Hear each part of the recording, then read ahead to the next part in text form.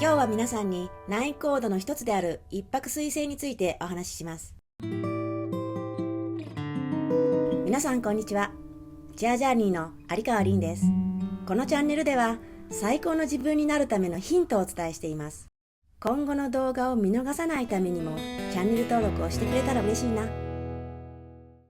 豊かで強運に満ちた人生を送れるようになる成功の鍵は自分を知ること、そして自分の天命を知ることにあります。天命とはあなたが天才的に持って生まれた特性です。私がお伝えする9コードの本質的な学びは自分の特性や天才性を知り、それを活用することにあります。よく当たっているという人がいますが、そうではありません。9コードは自分の能力をどれだけ使いこなしているか、そこに意識を向けることが鍵なのです。自分の特性や天才性を知っていただき、ぜひ活かしてください。そして人生を私と一緒に劇的に変えていきませんか？ 9 コードについては右上に動画のリンクを貼っておきます。ですのでそちらの動画をご覧ください。まずは皆さんの9コードを調べてみましょう。他にも周りの人の9コードがわかると動画がもっと楽しめて理解も深まり人生が豊かになりますよ。概要欄にもそれらがわかるリンクを貼っていますので詳しい情報はそちらをご覧くださいね。それでは早速9コードの9つのタイプのうち一泊水星という性質について解説していきます。あなた、そしてあなたのお子さんやご家族、仕事の同僚やお友達が一泊水星だった場合、これを知ることで一泊水星の天才性が何でどう活かせるのかが驚くほどはっきりと見えてくるはずです。では始めますね。古来、易経をはじめとして自然現象と人間の気象は非常に深く結びついていると考えられてきましたが、一泊水星の人の特性を自然現象として水と表しました。水は氷、水、水蒸気と自由自在に変化することができ、どこにでも流れていくことができます。そのため、一泊水星の人は天才的に生まれ持って柔軟で知的な性質を持っています。また、父親との縁が薄いが、食べるものに不自由はしないという運命も持っています。原点である易経を見てみると、寛易水とあり、これはまさに一泊水星の生きる道を表しています。というのも、寛易水の寛は、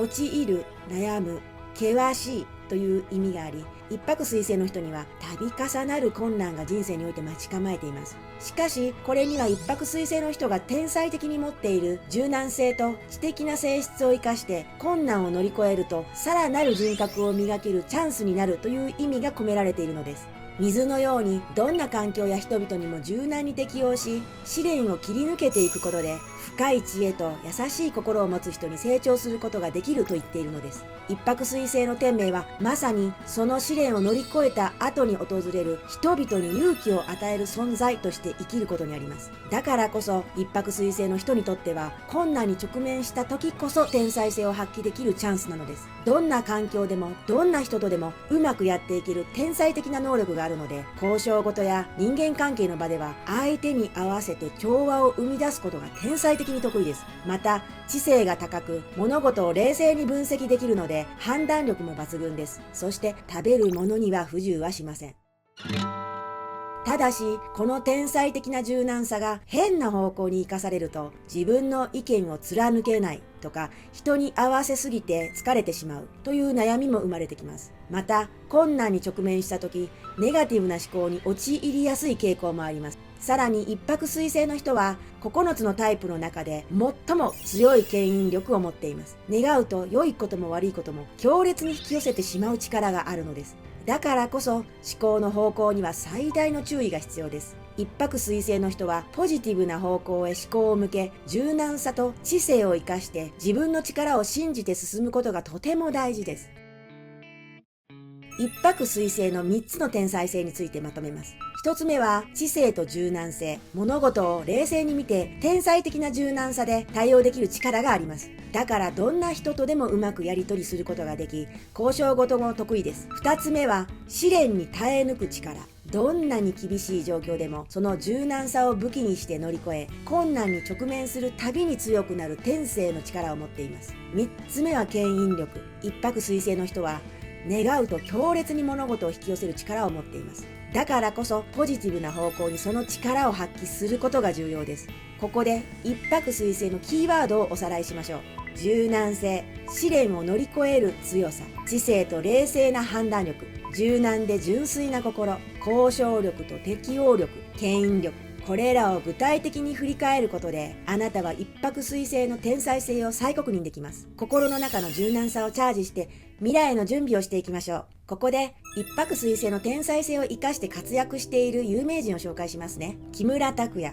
松本人志、櫻井翔、ナタリー・ポートマン、エマ・ワトソン、ビヨンセ、ジョフ・ベゾス、ホイットニー・ヒューストン。彼らは一泊水星の天才性を生かして試練を糧に成功を収めた方たちです。さて、今日は一泊水星のあなたにプレゼントするコンパスです。困難を乗り越えられたという力を信じ、天才的な柔軟性を発揮すること。一泊水星のあなたは、その天才的な柔軟性を生かし、試練に立ち向かうことで大きな成長を遂げる力を持っています。だからこそ、そんなあなたに自信を持ち、柔らかく、でもしっかりと自分の道を進んでいきましょう。最後に、チェアジャーニーの法則。自分をご機嫌さんにするワークです。一泊水星のあなたにお届けするワークは、自分が乗り越えた試練を振り返ってみることです。これから少しだけ時間をとって、自分がどんな困難を乗り越えてきたか、紙に書いていきましょう。例えば、困難に直面した時にどんな風に対応したか、その時どんな自分を発見できたか、自分がどう成長したのか、どのように柔軟に対応できたか、それらを具体的に振り返ることで、あなた自身の一泊水星の天才性が再確認できるはずです。心の中の柔軟性をチャージして未来の準備をしていきましょう。今日の動画の感想や知りたいことがあれば、ぜひコメント欄から教えてくださいね。今日もよく頑張ったね。本当にお疲れ様。自分に優しく、ゆっくりと休んでくださいね。また明日も笑顔で過ごしましょう。この動画が少しでも役に立ったなと感じたら、ぜひチャンネル登録してもらえると最高です。お友達にも紹介してくれたらもっと嬉しいな。あなたにはいつだって素敵なことが待っているからね。宇宙はちゃんと素晴らしいことを用意してくれてるよ。いつもチェアフルな一日を。チェアジャーニーの有川凛でした。